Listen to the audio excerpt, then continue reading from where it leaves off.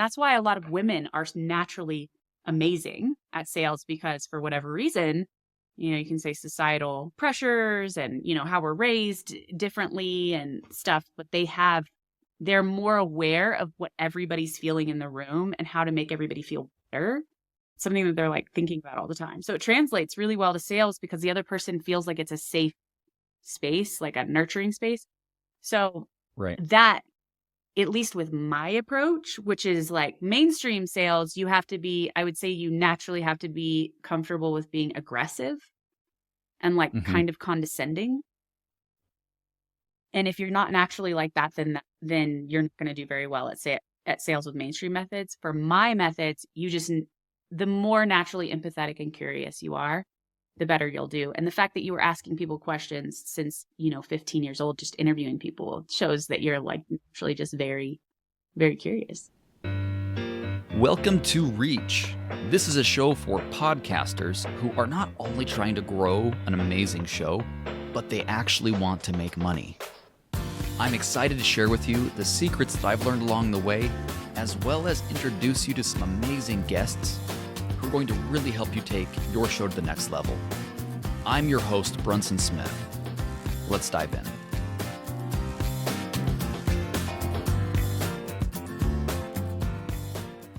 Whenever I would hire for sales teams, if they had cold calling or door-to-door experience, it was a huge benefit because I would hire for these high-ticket coaching and courses online that they had inbound leads. And so if somebody had done door-to-door or cold calling, that was cake for them. If somebody had not done door-to-door or cold calling, the amount of complaints and reasons that things didn't move forward that you would hear from the salespeople was like staggering. Like, you don't even know. Like, this is so easy. They filled Do you out a think it was form. partly like dealing with rejection and stuff? I think like it the was psychological side of it? Yeah, that's part of it. Like the resilience that cold calling and door-to-door build.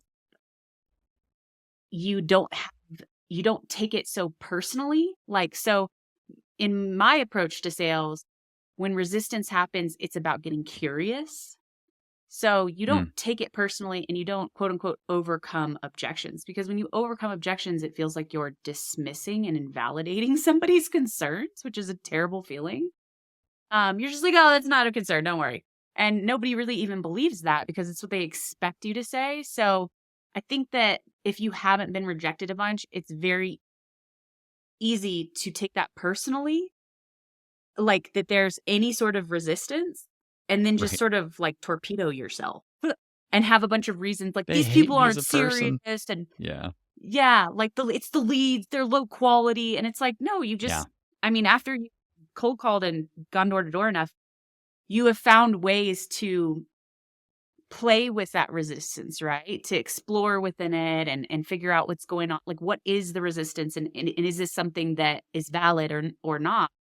And that does translate well to other forms of sales conversations, because you're not just like, oh God, they're saying that they don't like something and they hate me and it's because this person sucks. It's not me. And like, that's like the dialogue going on in people's heads a lot whenever that is happening in a sales conversation. No, well, totally. And it's funny how, from my perspective, it's also been, you can not even just like play with resistance, but totally like flip that energy right around to make it work for you. You've got people that are yelling at you right out the gate. And that's a funny one I learned too. I mean, and I don't know how this probably doesn't translate very well to the digital marketing space, but I had one time a guy just started yelling at me. And I was like, all right, I've heard about mirroring, F it. And I just started yelling right back at him. Like in his home, straight up stood up. And I was like, this is ridiculous. Like, I have never been so disrespected. And I went off and I was like, I will leave. If you refuse to like honor my time and like the sacrifice that I'm making, like I'm walking right out that door. And the guy's like, whoa, like we don't need to like freak out. And I had that deal signed in 20 minutes after that. Yeah. $100,000 sale, done. And it was just like, yeah. So things like that, it was like learning that people being angry at you or any of those strong emotions is like, oh, that's positive. And that's what I train these people now. I say, if someone is even yelling at you, that's engagement. If they're being apathetic, that's the worst. If they just truly don't give a crap, like that's almost the toughest thing to overcome because you can't really fix apathy. But if someone's being emotional, it's like, oh, that's just like redirect those emotions to a healthy place. Because emotional people, like that means that there's something, you're hitting a chord in some way, and that means that there's a problem that's not being solved in some way, so find the path. So anyways, kind of a funny thing. So for you, it was like you liked working with the door-to-door salespeople then. If they had that experience, it translated well. What you're talking about would not, because if somebody is yelling at you, that's like nightmare client vibes. So the fact that Right. you didn't have to Exactly. go on and continue working with that person, like whatever. But if you're going to continue working with that person, you don't want anyone who's like disrespecting you like that. But what is interesting about what you're saying is, and this is why also I liked hiring door to door or cold calling experienced people, is that there were so many instances to just try different stuff. You just had like never ending opportunities to, does this work? Does that work? Without it having really any negative consequence. And so you kind of are able to hone in your style and what works for you more, and understanding what people's body language and verbal cues mean. And those things definitely all translate very well.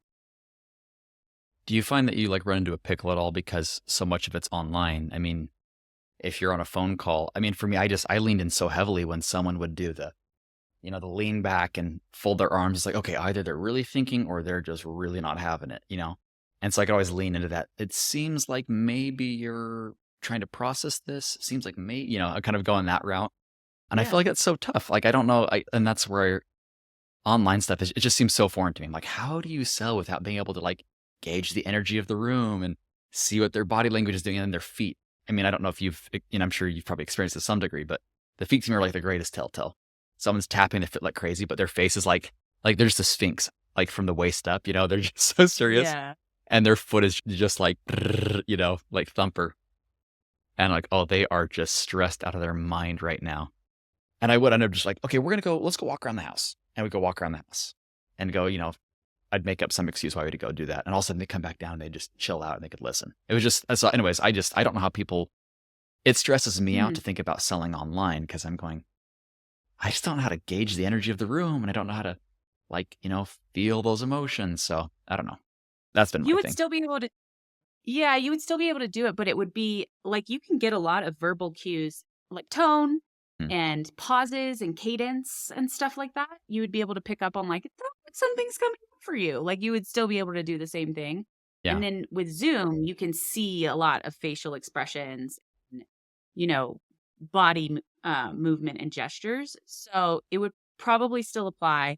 I love that you were like, let's go walk around house. So you could give somebody a moment to like relax. That intuition Right. for where somebody's at would definitely translate. And you can't walk around a house, but you can have an honest conversation about what's coming for them because your Hmm. intuition is so tuned in to what someone's experiencing. Do you feel like how much of, okay, this is kind of a random question, but how much of people being a great salesman from your perspective has to do with natural talent and how much has to do with training? Like if you were to throw a percentage on it, what would you label it as? That's a really cool question. So I don't think you have to have talent in the way that most people would think sales talent, which is like the gift of gab, right? Yeah. Like this person's just smooth and just like says things in a way that sounds good. So you don't really need that, but you need to be a good human.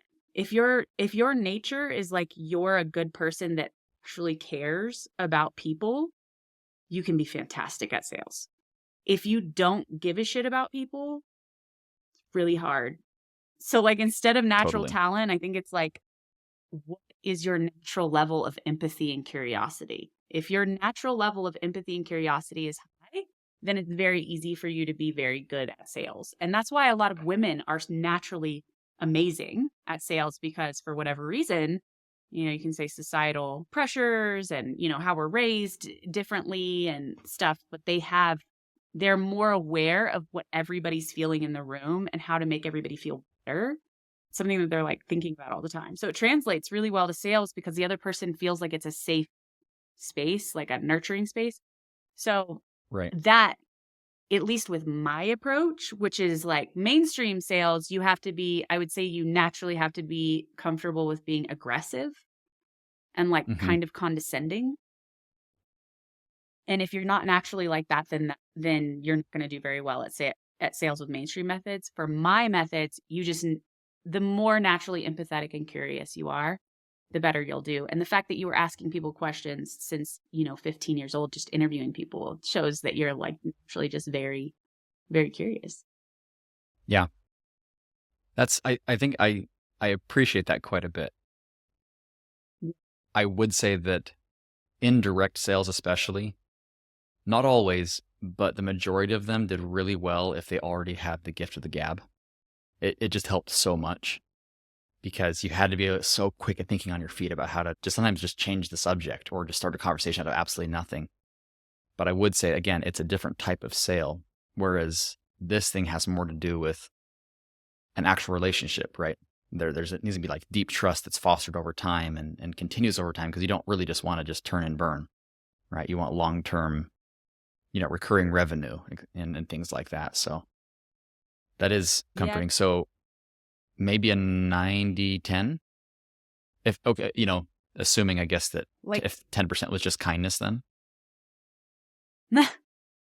I would say like, uh, I have tried to work with people who don't naturally have empathy and curiosity, and it's a very difficult thing to teach. why So yeah, I curiosity? guess Just 90. an ability to ask good questions or, The ability to hear something that someone says and to be like, what about this? Like, what's missing from that information? The ability to hear the question behind the question, yeah. to the ability to hear what they're not saying, you know? So if somebody says something like, wow, this looks like a lot, you would ask, And you just blow past it. yeah, which people do all the time, or they just try to Right. convince, like they just miss these cues where like if you're naturally curious person, you're going to be like, well, what do you mean? Like, it's Yeah. like a lot of tech, it's a lot of material, it's a lot of hours. Like, what is it? So some people just, I don't know why, but they don't think like that. They are, well, the reason is that they have their own agenda in mind. They're like, what can I do to close this person? That's the only thought on it. And you're Right. right. In direct sales, the gift of gab definitely helps because you almost have to immediately engage someone and entertain them almost Totally. to get them Totally. to stay there. So in Yeah. other types of sales, it's just like it's about, do you have a need that I can solve? And they're consenting to it in a way that direct sales is, there's not a lot of consent there at first. You have to like generate the 100%. consent. So yeah, it's really different. Like if you go buy something from somebody and you like sign up to buy something, you as the buyer, what do you like? Do you like somebody who's like asking you questions and listening? Or do you like somebody who's got the gift of gab? Exactly. Yeah. You want to be, well, and you want to be, and especially if you have a problem in mind, there's nothing worse than someone who's talking your ear off and just trying to like, hey, buddy, old pal. And I think that maybe you agree with this. I feel like consumers are evolving too. Like what used to work even, and I think, and I've heard both sides of this and I can see both arguments, but I think I lean this way. And I was like, oh, like sales principles are timeless. And I'm like, I totally agree. But I see ads now that I know my grandma would click on. And I go, that's an ad. And I just blow past it on my Instagram. And my grandma's sharing with me all the time, like, oh, look at this cool post. I saw my grandma, that's an ad. Like, I'm trying to get you to buy something. Well, how do you know? I'm like, it says promoted in light gray letters above that Instagram reel. Oh, but like, and it's just like, we've evolved to recognize when anyone is trying to sell us something. And so the smooth talking salesman, that was a thing of the past. It worked, I think, for a while. And then we evolved to a different thing. And now it's sometimes the guy that's too nice and is like too interested in you're like, why do you care? Like, no one cares as much about my stamp collection. Why do you care so much? Like, what are you trying to get from me? And I think now it's Oh, like people just want to be heard and listened to, like with empathy. At least if so. Well, and to your point, I think it depends on like the sales setting, but generally speaking, yeah, everybody just wants to be seen and heard and feel like you have their best interests in mind instead of just like, can I get the sale and how can I get the money? So people are becoming more savvy than ever in trying to identify, is this somebody that just wants the sale and my money? And how Hmm. can you determine that faster? You know, like if somebody's not asking questions and listening to you and doesn't have empathy, that's usually a pretty big red flag that like this person doesn't have my best interest in. The other thing is that there is such a diversity of people in decision making positions. It used to just be white men. And I'm wondering, Brunson, when you were going door to door, did you find if people had like, if they were different genders, if they had different backgrounds, would they respond differently to the same tactic? So much so that it began to like affect a lot of my preconceived notions about people. And I've never stereotyped in my life really until I did direct sales, but it was so consistent often. Yeah. A black man answers the door, boom, I shift it. Everything instantly.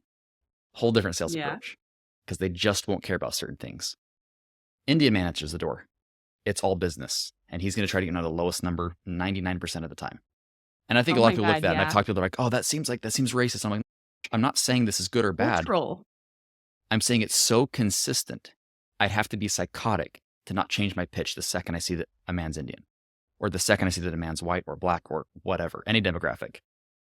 And if it's an old lady and she answers the door like, hello, I go, hi, I'm Brunson. How are you doing?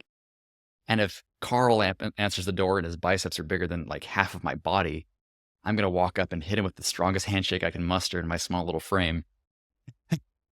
Like, it's just different. Like, you just have to play the field. And so it's like, I think you're Yeah. spot on, right? Like, that's, yeah. I know some people frown upon that, go like, oh, like everyone's the same. Like, there's some general things, but there are some strong differences in how you approach a sale based on certain demographics. So, anyway, sorry, that Totally. was a long answer to that idea, but yes, I agree with that heartily. Yeah, I mean, and if you think about it, it makes sense, right? It's a different cultural background. So if they're Yeah, an Indian man who's from India, like in India, everything is about negotiating and right. in getting the lowest price. That's normal where they are. So if you think about an older lady who's like a boomer, you know, her experience is going to be like her context for the conversation is going to be very different. You know, she was had to wear pantyhose at the office and, you know, sexual harassment was a normal day. Like, wasn't Right. anything to report about. So, when you think about all that context, when you see somebody, it absolutely makes sense that it affects how they receive and perceive information. And so, 100%. the timeless sales strategy is getting curious and having empathy. I think no matter what your background, that coming with the intention to actually understand if what you offer is a good fit for somebody in their situation is the best strategy that's going to work across all types of people. And also knowing yourself. I mean, so the way that you know, the people that I focus on with my approach are people selling their own services. So you don't Mm, want everyone. You don't want anyone who has a credit card. You have very specific criteria. So if you don't want to work with this guy with the huge biceps that's like going to pretend like, you know, if we're stereotyping, I mean, you can't really stereotype this based on, but let's say that he was just like kind of a, extremely a aggressive, meathead. over the top macho. Yeah, like Yeah. super aggressive, like maybe pretty demanding. You can be like, this is not a fit. It's not a fit for Yeah. me. And Hmm. that's okay. And you should find the other aggressive meathead guy who's going to, you know, give you these huge inspirational, like, oh, talks before whatever. Yeah. Like Yeah. so Exactly. it's just about like finding your right fit. Whereas like in your door to door sales experience, it's about volume, not quality. It's just Yeah. who can I get to say yes? So much translates, but and it needs to be modified. And I think that like your experience is a great testament to how different approaches are needed Do you think that like that one approach would make a difference if people just came instead of this like psychological manipulation? I feel like every mainstream sales strategy like is how can I psychologically trick the other person? Totally. Yeah. Well, I have a question on this as well. So this is now this might seem to be on the same thread, but I'm curious what your opinion is on this. Have you ever read The Challenger Sale? No. I don't know. I forget the name. It's Matthew something that wrote it. Um, he did a huge study on the most successful salespeople in America post 2008. And that's Mm. kind of where some of this idea came from. He was like, it's changed. Like the landscape changed during 2008 drastically. Like our whole economy shifted so much that even sales tactics work differently. And I don't remember all the personality types. I think there was 5 of them, but he did, I mean, it was an enormous amount of study they did on this. And it was like, oh, there's the hard worker, the relationship builder, the service provider. There's another one, and then the challenger. And they did this whole study, spoiler alert, that's the title of the book. The challenger came out on top, like with a huge margin. And he said everyone was like, oh, it's like whoever works the hardest and just grinds. And he's like, no, because when 2008 hit, it was like, I don't care if you outwork everybody. What was interesting was, again, he said it's an evolved psychology of how we perceive sales. And so what it was is that the challenger approach is essentially this, where you come to someone and you say, let me help you reframe the landscape of what we're talking about. I mean, in my case, if I'm trying to sell someone, well, I mean, I'll use an example of podcasting services, right? What I'm doing is saying, hey, listen, this is how you perceive podcasting and what it should do. You want to be Joe Rogan. You want to get 1 million followers. That doesn't work. That works for Joe Rogan. Let me tell you why that won't work for you. You won't beat him. He's got 20 years on you, right? So I'm helping them understand the landscape and saying, but here's maybe what you actually do want. You want 5,000 raving fans who listen to your podcast, and that's it. We don't want more than that. We want our people, our little tribe, because those are the ones you can actually monetize. And they go, oh, okay, so I thought podcasting was about how many views can I get? I'm like, it's about quality views and about making sure your podcast is in the right place with the right people and how to talk to them in a way that's effective so they really trust you and they really want to just buy your stuff. And again, so like, I've taken that person and said, okay, I've given you a paradigm shift on the landscape. Now, here's what I do. I help people not build a giant list. I help them get their 5,000 raving, and all of a sudden they're like, oh, so you're the one to be asking about this. Well, what would I do? And I go, okay. And you switch to consulting mode. And that's kind of the idea of the challenger sale was that you're there to educate, right? Not so much like, hey, buddy, old pal, heard your daughter, she broke her arm, right? Is she doing better now? And that's like Oh the my relationship God. building. He said those guys, they didn't do well in the 2008 recession because when money was tight, they didn't say, oh, but Jim called about my daughter's broken arm. It didn't matter because Joe over here said, hey, I know you think this is how cars work. Let me reframe why you should choose this dealership and not that dealership. Let me educate you on behind the curtain of how dealerships work and how these fees work. And also they're like, oh, I'm an expert. And this dealership's the best because you essentially like help them understand the landscape. Anyways, it's a whole thing. But based on that, do you feel like that works for what the digital sales world is? That vibe with you? What's kind of your synopsis there? Yeah. So a lot of times, and you heard me talk about this, I think, in the talk at Cat Shovian's Live, you can't educate and sell in the same call. It's too much. It's going to delay the sales process and leave the Yeah. person often saying, let me think about it. Maybe it's a lot to process. So really, it is so important for them to have that mindset shift and pre-frame, and doing that before the call is going to make it so that instead in the call, you can just talk about what you do specific to their situation. So you would be able to say, a lot of people think like beforehand, some people think that a podcast is about having as many followers as possible. That's not me. And that's actually not how you're going to monetize. You're going to Yeah. monetize by having people who want your stuff. And that is me. So you would say that beforehand so that they could cancel the call if they want millions of followers, because that's not you. Right. They can go find Exactly. somebody else. So it's definitely the same type of approach but instead it's sort of saying there's nothing wrong with that if that's what you want. It just depends on what I see. kind of thing. Are you big on So two-touch? Or do you do a one-touch closing? to have 2 calls or 1 call? Yeah. What if you found, I know it's a probably very specific situation, but do you find generally that with the kind of people you're consulting on digital sales, is it more common to see success with two calls or just one? It totally depends. Usually, just one call is going to be more successful unless there's like a Hmm, really lengthy educational process or something like that, or like the I leads see. coming in are super cold. Sometimes a two-call process can help with that. Usually, you want to send them the information that's going to get them in a better space before the first call. And if there's anything wrong with having to follow up. There's nothing wrong with that at all. It's, but like building in another call, if you cannot do that, it's definitely better for everybody because it's less time and just empower them with information that benefits them in other formats besides a verbal conversation, Yeah. basically. Okay. So like So you're like proving you're an listen to expert, this but you don't always have to do that with a phone call. no, like listen to this podcast episode, watch this short video, Mm, hear some common misconceptions and how we do things differently.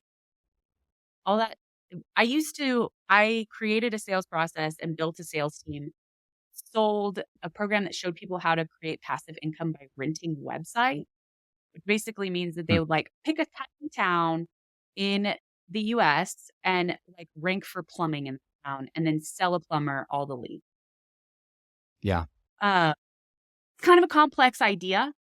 So we did have 2 calls for that and a video in between that broke down what exactly it was by showing like a search, like Yeah. screen recording and saying, "Hey, look, I'm typing in plumbing in, Bozeman, Montana. See these people that come up? Who are you going to click on? You're going to click on this one. These are ads. You're going to click on this one. That's who you're going to be. You're going to have that Yeah. site and you're going to sell it to me." So, like you had to sort of, but it happened in between the 2 calls because the first call had to be like, "Do you have this much time? Are you willing to do stuff? How are your technical skills?" Okay, cool. Hmm. Let's have a second call. Here's the process broken down. And like, so it was very specific to that situation because also the audience coming in was clueless, Right. never done anything before. So there's so many variables involved. Generally, I would say if you can avoid it, I would only have one. Okay. Especially And like that's just to a lot keep of things people are like, simple. yeah, because they don't want to spend a bunch of time doing it either, the buyer. Like when I work with someone, I really want to make sure that it's streamlined.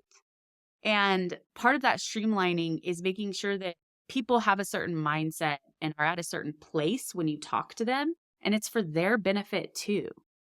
It's not just for the seller's benefit. Like, ew, I don't want to talk. I don't want to waste my time with you. It's like, do you like wasting time, Mr. Like, or Mrs. Buyer? You want to know beforehand if this is going to be worth the time you're about to invest in it. And so sometimes people Yeah. will book like a follow-up call. They're like, well, let's just book a follow-up call. And it's basically just for someone to say yes or no. People ghost that call Yeah. all the time. It means absolutely nothing. Right. Because If really they're any just procrastinating the discomfort of of saying asking no. for the So they'd sale. rather just, Yeah. well, no, they ask for the sale and the person's like, let me think about it. Well, let's just book a follow-up Oh, I call, see. Yeah. Yeah. so that we can talk about it more, answer any questions. And Right. the buyer Hmm. just goes. Yeah. So instead, you kind of want to have like maybe some type of incentive that has a timing around, like where you can reach out Yeah. and say, do you need an extension on this incentive? Like you get an extra month or whatever if Yeah. you move forward in the next however much time. There's a bad way that people do it that's like, you get $5,000 off if you sign up right. And that is a fast way to burn everybody. Yeah. Well, Have and you yeah, heard of you create a culture of, that? well, and it was the same thing. And everyone is different, but in even my own closing experience, I had a lot of guys that would do that. I'm like, no, I don't want to create a culture of throw a fit and I'll pay you money, or be difficult and I'll like pay you for it. You know what I mean? Instead, it's like, hey, Yes. is there some way that like throwing on bonuses was different? Like, hey, I'll throw in this free thing. And for some reason it felt different, but like when you write them, it feels like you're writing them a check or you're diminishing the value of your actual product. I don't know. Something about it just felt like I do not want to create that kind of relationship that's based on me For slashing my prices. You know what I mean? It just doesn't make sense. So Yeah, that translates very well to like long-term relationship sales, because you're right. They believe that the value of what you offer is the value that they're going to pay for it. So if you sit there and discount it, you know, that's why it's so funny. When I first started doing sales strategy, I worked a deal that was paid for performance. Like I was like, "Hey guys, I won't make money till you make money." And you think like, no brainer, right? But they viewed it as free, Right. and it actually de-incentivized them from selling. So the value of something free is nothing. Like you might think, "Oh, I want to help this person." Like sometimes people have the experience when they're trying to do something pro bono for somebody that their heart just like reaches out for. And the person doesn't take it seriously and doesn't do anything. And it's a waste of everybody's time, because the Yeah. value of something free, even if it's valuable, is nothing to the person. So Well, it's the public that school directly affects program. yeah, it directly affects how they're going to, what effort they're going to put in, how they're going to treat you, like, and what result they're going to get from it because of the effort they put in. Totally. One more question here, actually, that I think might kind of help us wrap up nicely. How do you help people get over the dirty salesman complex? Like this just horrible inertia about, I don't want to be a salesperson. And especially those, I mean, and you know this, right? And even when I feel like, oh, I do sales, they're like, oh, you do sales? Like, ew. Like, and it's just like there's an instant aversion. Like doing sales feels dishonest. It feels sleazy. It feels whatever. What do you say to those kind of people, or how do you help them kind of get over that? So I have this weird superpower, that if people tell me what they do in lots of paragraphs, I can just tell them what they actually do in a sentence, and it's compelling and it gives them confidence. Like, so a lot of times when they're like so scared of being a sleazy salesman, it's because they're not really confident in what they're saying about what they do. So Hmm. they don't want to push somebody. So when they have the words and the true belief, like, yeah, okay, yeah, this is valuable. And this is why. I was talking to a woman just the other day who does brand messaging, and her whole thing is like, it's a little bit esoteric or elusive to talk about. That it's, the essence of your brand and the voice and the feeling it gives people. And I'm like, you almost need a metaphor for people to understand how powerful this is, that it goes beyond colors and logos. Like, give them two rooms. You walk in this one bohemian room, how do you feel? You walk into this one modern room, how do you feel? Do you want to return? Do you want to hang out there? Do you want to tell people to go there? That is the power of the type of branding that you're talking about. And all of a sudden, people understand how valuable that is, and you can confidently stand in value because other people understand what you're saying. So that helps a lot with it. The other thing is, honestly, there's a lot of people who are great at selling and horrible at fulfilling. And we've all Yeah. experienced it. Someone who was very attentive in the sales process and then completely disappeared. And say, save people. If you actually care about your clients, save them. Show up, empower them with the information about the questions they should be asking other people, the things they want to make sure are included, at least, and understand how to guide someone through the process of making that decision.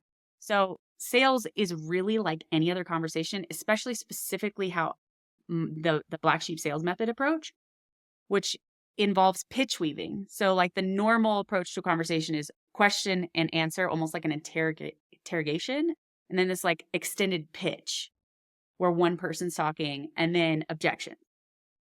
And so instead, you're giving empathy and insight on the person's answers throughout the question discovery part of the conversation.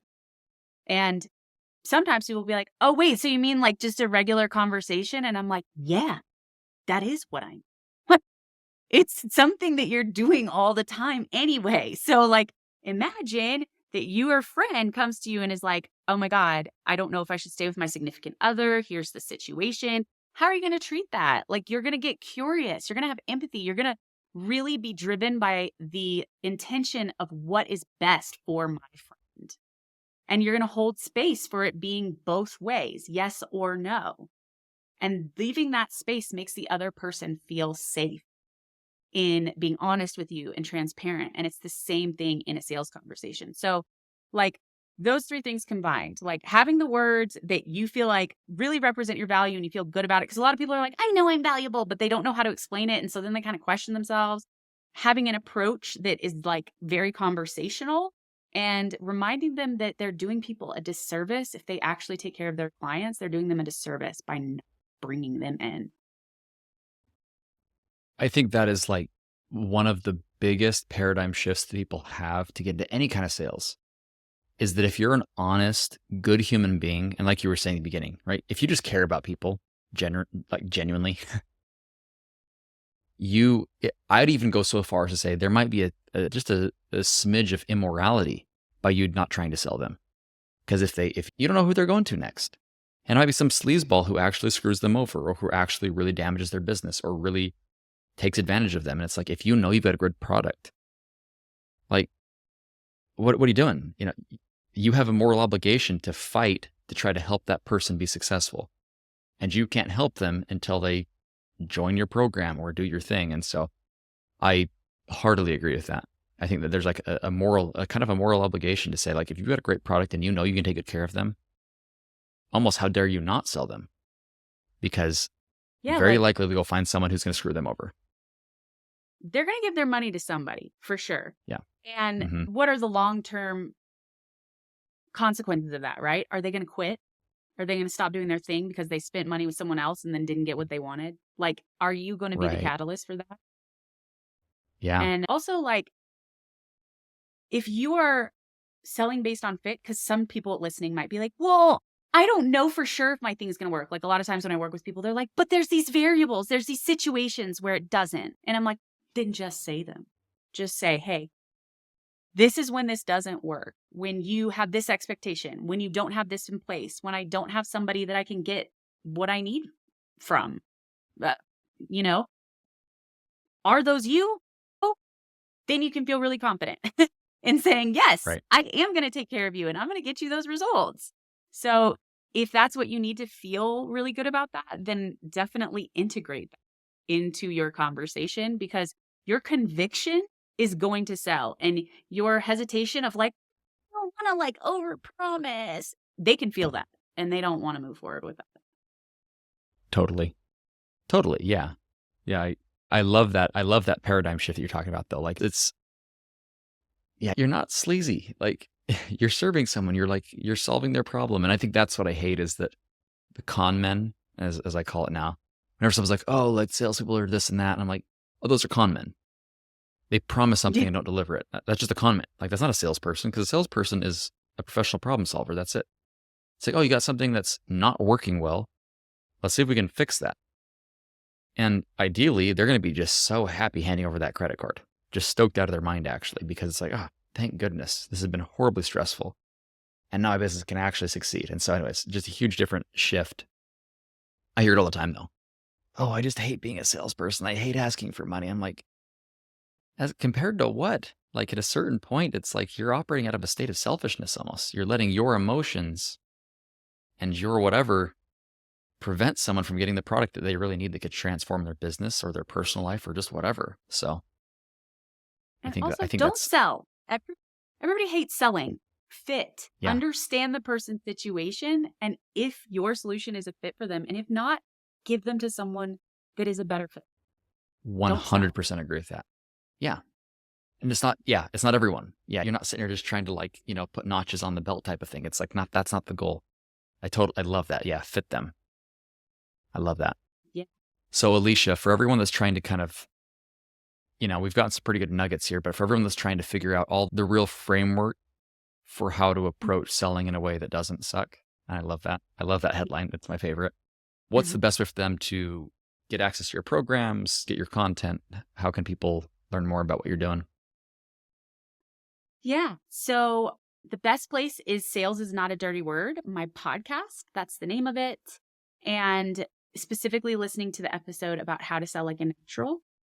And then I have a lot of solo episodes that you can binge from there that'll really make it clear whether this approach is aligned with you. And if so, then let's do it. That's Let's work awesome. together. Perfect. And then do you have you have the Black Sheep sales program.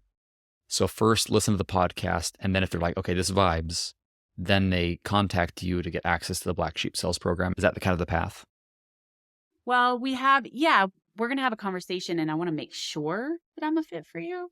So there Mm-hmm. are situations that are better than others. Like, for example, if you don't have an offer dialed in at all, that's a little harder to work with. Like, you don't even know what you sell and you don't have expertise. Yeah. Like, there are some things that need to be there so that I can feel I have a guarantee that I'll double your investment. So I like to make sure some things are there to make sure that I can honor that guarantee. And I have honored it always since I've had it.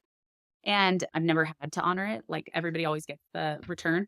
And once we have that conversation, if we move forward, then I just understand everything about your business and I custom design something for you so that it works immediately from the first call instead of a lot of rejections, which is what people usually say to do because they have a sales strategy that's not built for you.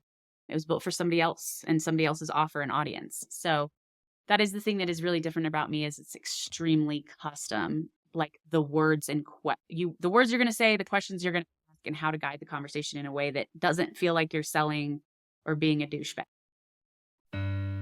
Thank you for listening to another episode. I'm so grateful for your support. If anything on this show was valuable to you, I have one huge ask. That's just share it with your friends. And if you have a little extra time, go ahead and leave me a review. That's my big ask for you guys. We'll see you on the next episode.